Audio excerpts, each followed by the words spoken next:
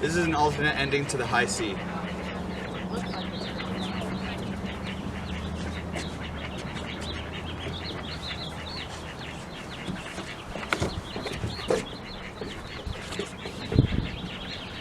Okay, so this isn't any different than the version you saw before.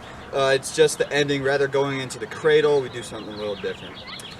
So just as a refresher, you go from a two-hand hold. Guys, lift up the left hand, put your partner into the cuddle. Then right here, we're gonna put our right hand on her right hip. And then we're gonna get low. Your right shoulder should be in the small of her back, right above her waist. So you don't wanna be in the middle of her back like this. You wanna be low. Then she's gonna give you her left ankle. You're gonna hold that in your left hand. Okay, so once the guy puts you in this move, you're gonna put tension on his wrist or on his hand with your ankle. So when he pushes you up, you're gonna push off that leg to create tension. This arm goes either around the neck or like by the shoulder, depending on what's comfortable for you. I prefer to gently put my hand on his neck. Then I take my right hand and I'm gonna put it on his wrist. This creates the most stable spot that you can be in, and it feels a lot more safe.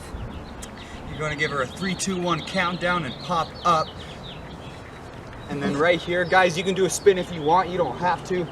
But when you come around, you're going to end up taking your left hand and putting it above her left knee, and then wrapping your right arm around her waist.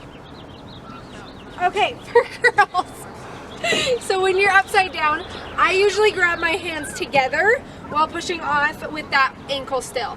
And then once you start to come down, you're gonna put your arms back around like you had it before when he starts to put his hand up your thigh. Well, I'll show you in a sec.